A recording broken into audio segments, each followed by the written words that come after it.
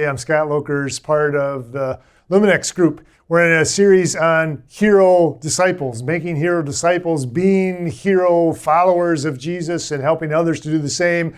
And remember with me, we're not meaning that we're so great that we're heroes larger than life. We're talking about an acronym that we're hopeful, that we're empowered, resilient, and optimistic. So in that way, hero. And today we're thinking about hopeful, being a hopeful follower of Jesus, a hopeful leader, and inspiring others to do the same.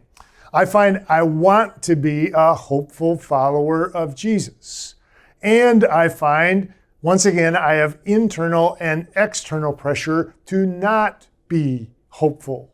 So some of this is me, that I get discouraged and I think this isn't going to work. And who was I thinking? What was I thinking that I could ever do this? Or sometimes it's the external things that I'm struggling with, that I'm just in a circumstance that looks hopeless to me, or somebody criticizes me or something like that. And I find internal and external pressure to not be hopeful. It helps me in those times if I think about who are some people that I see as hopeful leaders and what are they doing? What's important in their life? How are they living this out? And are there some lessons for me to learn? So if I think about those folks, hopeful leaders, I think of two things that stand out for me. So one is I see that they believe what they're doing is important, that the work matters. And the reason that they think it is important and matters is they often will trace it to they're called by God to do this, called by God to do this kind of work. And they approach it with a kind of hopefulness because God is in this. Now, some of you might be thinking, yeah, I can think of some hopeful leaders too. But they seem to have so many gifts and it's so easy for them. Well, some of these people are really gifted leaders, but remember, when do the gifts come? The gifts given by God for one thing, and if we follow the biblical pattern, we often see that the gifts accompany the calling. When God calls, it's then that He gifts.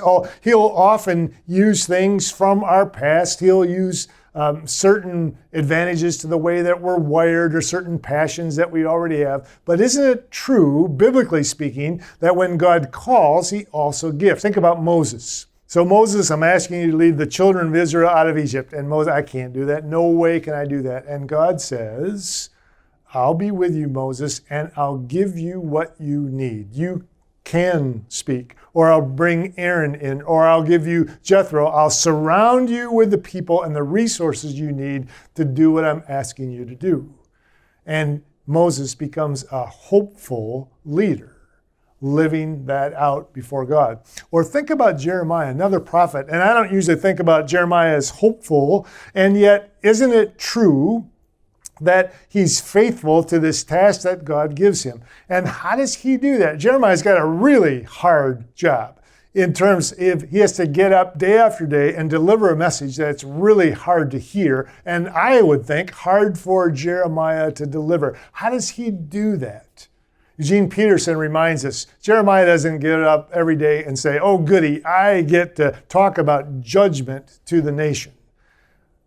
Peterson says Jeremiah does get up every morning, though, to meet with God and to carry on that relationship with God. And then he hears what God is asking him to do, and he responds, even, could we say, in a hopeful way, with this sense, God is at work and God's purpose is going to go forward.